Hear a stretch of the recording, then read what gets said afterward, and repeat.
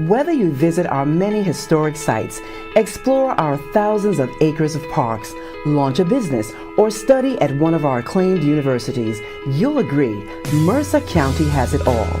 Mercer County, picture yourself here. Mercer County Executive Dan Benson and the Board of Commissioners are proud to sponsor Mercer Local Influencers.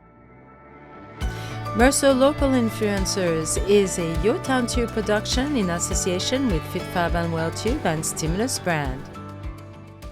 Hey everybody, Governor Phil Murphy here. I want to thank my friend Jim Barrood for once again inviting me to be a part of this year's Innovate New Jersey celebration. As each of you know, New Jersey has an amazing legacy of innovation, starting with the world's greatest innovator, Thomas Edison.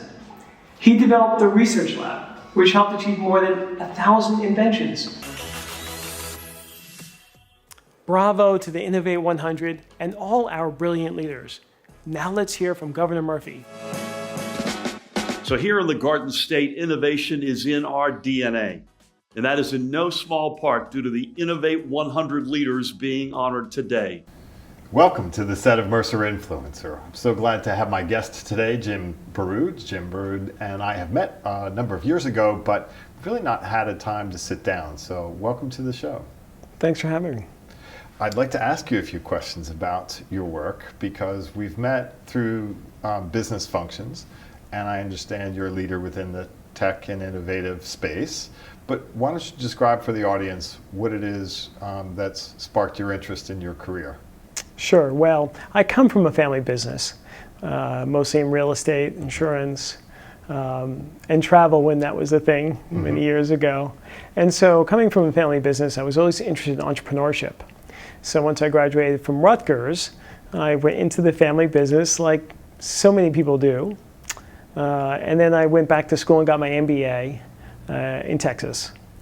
And when I came back out, I wanted to try something different.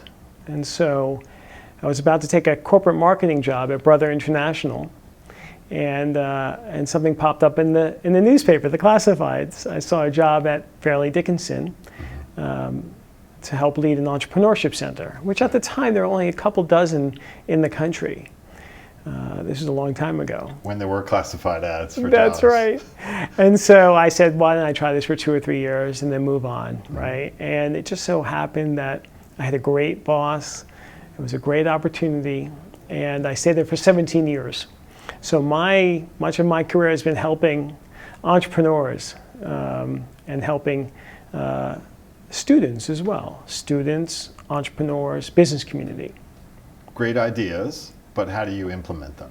I would imagine you got a lot of that during your time at Fairleigh Dickinson, where you had these bright minds that were coming through and good ideas, but how do you implement them in the market?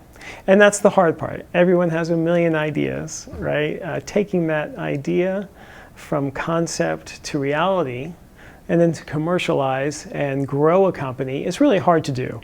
And so that's why I like to say that entrepreneurs, have the hardest job in the world, right? Because it's easy to have an idea. It's harder to launch a business. It's even harder to grow a business from one person to hundreds, thousands, tens of thousands successfully, because you have to change your skill set along the way. And that's really hard to do. And that's why there's so few of them that have done it successfully. And so when we see those unicorns, right, it's really fundamentally special. And your role in that is to help coach people through that process of saying, how do I take this and collaborate with others, perhaps, to then bring it to market? Sure. And that means, do you have a plan? You have an idea. How do you plan to bring that idea to market? And how do you build a team and take that team to grow a business? That's essentially it. Very hard to do. A lot of complexity, a lot of challenges, a lot of risks sometimes, but that's essentially the entrepreneurial process. And finishing your work then at Fairleigh Dickinson, you were recruited to New Jersey Tech Council to head up that organization. That's now Tech United? Correct. And you had to run there as a leader at a time where, and technology still is evolving so rapidly. Tell us about the early days. It wasn't the classified ads when you joined the New Jersey Tech Council, but it was pre-COVID. So, Right. Tell us about that initial. Well, I was time. recruited, to lead that organization, and it was great for me because it was a larger platform. So I was on a campus. Although we did things within the North Jersey region, it was based. There was 2 campuses in Madison and Hackensack, but you can only do so much within those confines. Even though we had grown the program tremendously and we had great success, I'm really proud about that. This organization was not only statewide, but really regional, New York City to Philly.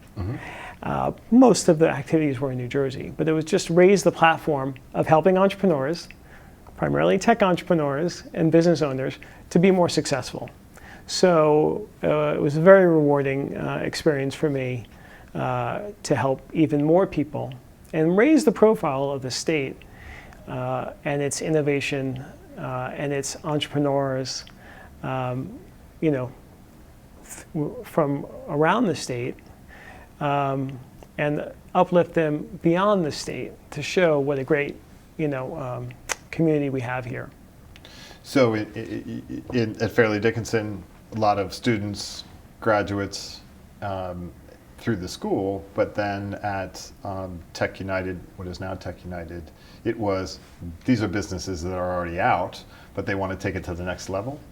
Mostly, but there were startups as well that were coming through, the community, and we also worked with a lot of students, right, at the universities. So we had events at universities to engage the student population and the faculty and staff so that they knew more about entrepreneurship, more about technology, and how important technology is to the state and to the community.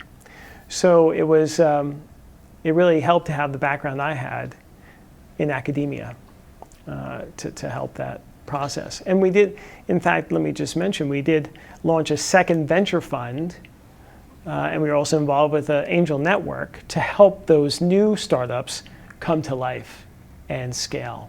So not only in mentorship roles and examples, but real dollars. Real dollars and real support. So it wasn't just the money, right? We had a whole group of service providers, lawyers, accountants, bankers, which is how we met, right? That helped these companies grow.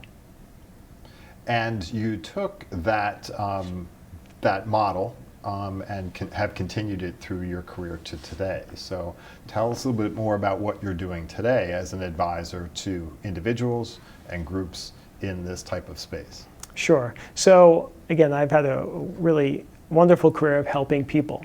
And so I've continued that after I left Tech United to do that, just one-on-one. So I'll help CEOs ranging from startups to growth companies, to corporates, to nonprofits, to university presidents. So I do advisory work. I sit on boards, and I speak at conferences as well on AI or technology or entrepreneurship or innovation. So, and all of those things are really fun to do. And there's a lot of stuff going on. But at the end of the day, helping people be more successful is something that brings real intangible benefit to me and to the community. So that's really important to me to continue sort of nurturing and supporting the community.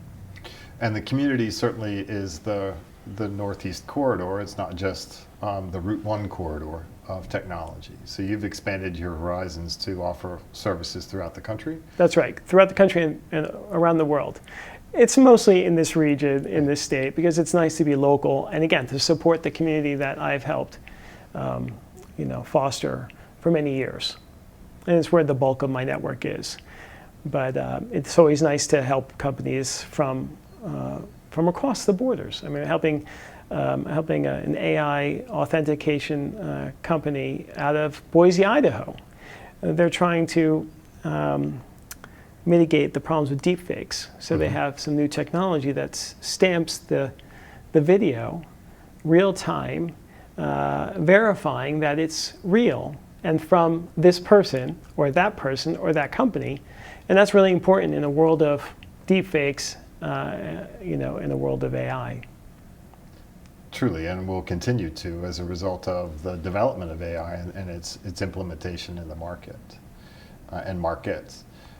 New Jersey has been home for you, What is it about New Jersey that you find special? Well, first and foremost, my family is here, and most of my extended family has stayed here as well. So we have a big family, and being around them is important to me. So that's the number one reason. But the number two reason, again, I've lived in Texas, I've lived in Europe. I could have stayed in those places, but New Jersey brings a lot of benefits as far as a location that's close to New York City. A beautiful state with shores and mountains, and that's important to me. So that proximity is important, and the cultural engagement is also important. And it sounds like the access is too, because your work still takes you on the road. So from our area, there's a few airports we can get to, sometimes with more difficult traffic, but less expensive fares. But again, travel from this area, I think, is also important probably for you. Absolutely. And as you know, I'm going to speak in Philadelphia tonight. In a couple of weeks, I'll be flying out to St. Kitts to speak again. So having that access is really, really important. But most of, I have a lot of relationships in the state, right. And that's really important to, again, on a business side, helping others, and on a personal side, having a nice network to engage with. And as I think I mentioned, I'm also on the board of McCarter Theater in Princeton, and I really love the arts and the theater. And so it's nice to sort of help a theater become more engaged with the business community at large, and also help them prosper and thrive. That's important for the arts community, and certainly a key for the Princeton market, that we have that access to theater, as it is the State Theater in New Brunswick, and access to Philly and New York for theater. So glad you're serving there as well. Jim, we're going to take a little bit of a break for a message from Tom McManaman at Stimulus Brand, and we'll be right back after a short break. Hello, I'm Tom McManaman. We're talking about discovering and defining your unique brand. Investing in a true, unique, and ownable brand across your communications pays dividends. In fact, you can increase your revenue by 23% by creating consistency, and colleagues and potential clients will see you as the expert. The ultimate measure of your brand lies in what people will think, feel, say, and even write about you when you're no longer in the room. With 40 years successfully launching and promoting brands, I've learned the importance of keeping it simple. The thing is, simplicity is in the details. At Stimulus Brand, I don't believe we create brands. I believe we uncover and reveal brands in fun, bright, rich, and memorable ways. We can help reveal your unique brand. Visit stimulusbrand.com and call 609-457-0161. Welcome, everyone. This is Gabby Johnson presenting YourTownTube, that is producing those two newest shows that will be joining the fleet of our other show. Central New Jersey TV show, monthly show, will be the Princeton Today, starring Mayor Mark Frida and Councilwoman Michelle Piron-Lombrose. And our second show with Mercer County Today, starring Princeton Mercer Regional Chamber of Commerce President Hal English, and a United States of America Mrs. New Jersey Diana Myers. I would like to start by Princeton Today, starring with Mark and Michelle. Tell us a little bit, what is the show all about? Hi, Gabby. We're really excited to present all of our wonderful businesses in town. We have great restaurants. We probably represent every type of cuisine there is in existence. You can have a trip around the world just to come to Princeton. And then we have great retail. And of course, right now we've been doing a lot of shopping for the season, but it's really great to present all of our wonderful businesses. Princeton's a great draw. Mercer County is a great draw. There's a lot to do in the area. Thanks for helping us highlight it all to everyone. And today with Mercer County, today with President Al English, our United States of America, Mrs. New Jersey, Diana Myers. Tell us a little bit what will be your show. The entire Mercer County offers, and that's a blend of the best people, the best events, the best businesses and merchants, organizations, talent, and history, because it is 249 headed into 250th anniversary, and we are the crossroads of the revolution. Wow, the crossroad of the revolution. Very excited to work with Diana again. I got to work with her briefly this year with our New Jersey Women's Conference, and looking forward to the show. It's going to be a lot of fun. YourTownTube is today's #1 all-local promotion, social media, and networking in the central New Jersey region. The most attractive, fastest, and most affordable ways to reach a huge local audience. Welcome back to the set of Mercer Influencer. We'd like to thank Mercer County, the Office of Economic Development, for this show. They've been a great sponsor over the 3 seasons. And we'd like to welcome back our guest, Jim Barrood. Jim, thank you again for coming in today. I know you've got the Philly event this evening, so you're often in a position where you're speaking to not just individuals, but groups. Tell us a little bit more about what the day-to-day is like for your work now. Right. So I speak at different venues around the world, but mostly in the States. But I should say, it's really great to just be out there and about, particularly after a pandemic, right? When we're all stuck at home and just meeting people and having serendipity happen. And I wanted to highlight this because last week I was in Austin for South by Southwest. Mm-hmm. And I was meeting a bunch of people, but on the elevator down to my meeting, I met Guy Kawasaki, who was a very famous tech leader and author. And that wouldn't have happened if I was just, streaming in or, engaging online. And so it's important to sort of highlight how critical it is to meet people in person and to be about in person at events. And that's why I like speaking at events, is because I meet so many different people. And you never know, where there's a connection or a potential for collaboration. And that's really rewarding. And I think we all missed that during the pandemic. So tell me about your experience through that and coming out of the sequestration that we all had, the inability to get out with people. What was that like for you? Well, it was difficult. On the other hand, it provided an opportunity. And one thing that entrepreneurs do is they find opportunities where there are challenges. And because I had such a robust network over the years, I was able to bring people together online. So before the pandemic, I brought people together for large events and small events and dinners and such. And those were really rewarding. And so what I did, and the dinners were called salons.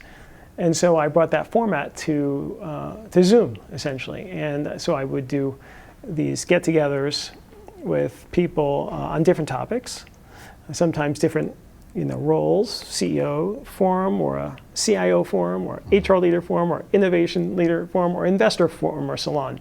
And those were really rewarding because they got people together. And I was able to make connections with people and help people make connections with each other. And that was really important because the aspect of a strong ecosystem is the ability to collaborate and to help each other. And so whenever I could bring people together, whether it was online, because we had no choice, or offline, that's really important. And so I did about 150 of those salons. Those could be like from 8 to 12 people or 14 people. And those were great opportunities to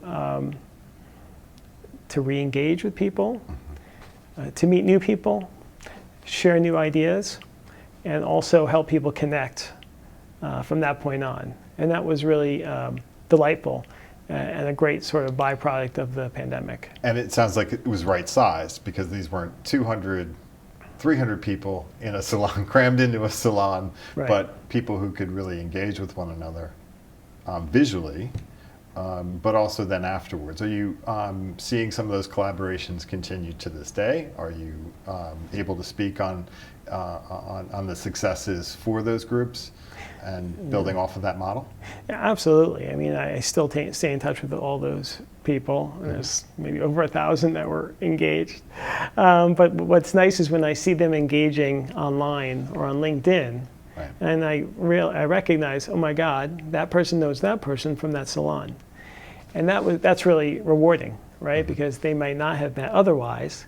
And, you know, I don't know all the details about how they had done business together or were engaged personally together somehow, some way. But that's okay. You know, I did my job, and that was just a really lovely byproduct. And those connections continue. So coming out of the pandemic, then you took the salon model and it's continued, but you've also reintroduced in-person events and been invited to speak again. That's correct. So I still do dinners, still do smaller events. I've been hosting some things in Princeton at McCarter Theater, and that's in addition to bigger events. But the small ones are really rewarding because they're so intimate, and they complement the bigger ones nicely. Where do you see your model growing in the world of the tech space with AI? Are you going to continue the same sort of model where it's a mix of the two? Where are you going with your career? Yeah, so I'll continue doing what I'm doing because I love what I'm doing, and it's beneficial to the community. So the salons will continue. I'll do some bigger events. I'll speak at events around the region and around the world. And I do some educational collaborations as well. And that's rewarding as well because I help young people and old people. So I do one for teenagers, I do one for executives on AI. So there's so much going on, and that really keeps me going. And we'll see what happens into the future. But for now, I'm on a good trajectory of, again, helping people, nurturing the ecosystem, and helping businesses be more successful. And also being a father. You mentioned earlier you have daughters. Tell me their career paths. Have they followed your lead, or are they what are they involved in? I have a 13-year-old and a 16-year-old, and the 13-year-old is very entrepreneurial. Sometimes too entrepreneurial, but we won't get into that, but at school. So I'm really proud of them. One's in 8th grade and one's in 10th grade, and I try to be a good role model and try to do what's best for them and give them guidance without preaching too much. And on the other hand, it's very challenging. I mean, 2 teenage girls in this world, and what's really challenging for me is I know the dangers of tech and social media. I preach about it. I write thought leadership articles about it. I speak about it at conferences. And with all that, I'm still just their dad, who they don't want to really listen to. Right. And so that's a big challenge and a concern. And so I just try to do my best in educating them and a lot of praying. Amen. So we need that because in this country there's not a lot of legislation that gives protection to young people on their devices. And I know in other countries that's different. You've noticed that. Do you find that that's a subject for discussion a lot on the road when you're involved with people? Hey, what about my kids? Yeah, no, absolutely. It's one of the biggest challenges of our day. You know, we need to disconnect more. And there is some legislation that's coming, hopefully. It's working its way, but it's still, it may never be enough. The problem is kids will circumvent the regulations, however strict they are. They're very creative, and that's really hard. Are there advocacy groups that you would recommend, places like Common Sense Media? Yeah. Absolutely, Common Sense Media is good. There's some people I'm working with who are doing social media networks that are for good, that are sort of protected. But the big folks are so powerful, and the algorithms are so powerful that it's really hard to defend against them. Yes, I have a brother who is thrilled with TikTok, and I want to say to him, do you know what is being measured when you're watching one of those videos? And you don't know where it's ending up.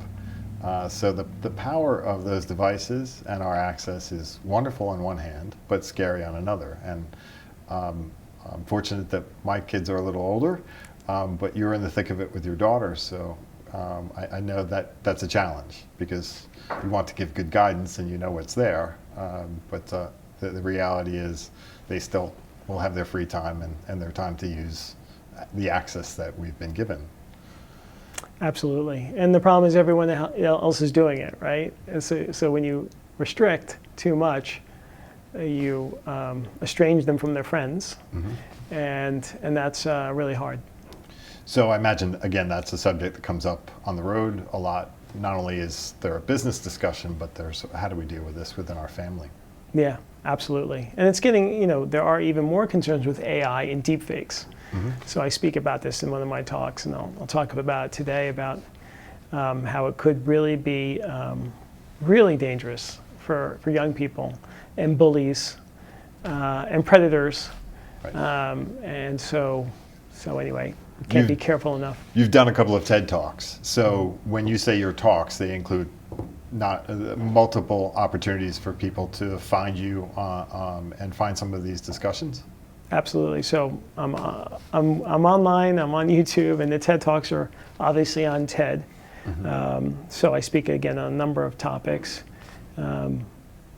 innovation, entrepreneurship, technology are some of the topics. So we just published our second volume of Innovate New Jersey, which highlights really innovative companies. But we're also launching a new program called Innovate 100, which are the top 100 innovators across the state. So we're going to have a really spectacular party, celebration, gala, whatever you want to call it. So innovatenewjersey.com is probably the best place for that event. But you can always reach out to me online. Best way is probably LinkedIn. Or my website, innovationplus.us. Awesome. Well, Jim, thanks so much for coming in today. I know you're on the road. You've got a busy day ahead, but wish you well in traveling to Philly tonight and your talk there. And so appreciate the time you've given us today. Welcome to our audience that may be tuning in for the first time. Please check us out on our social media and on our website at cnjn.org. Thank you very much. We'll see you again soon. Building upon the legacy of Edison, Einstein, and other legendary names in innovation that blazed a trail right here in New Jersey. Today's honorees are just some of the finest innovators in New Jersey. They are among the finest in the entire country and, frankly, the entire world.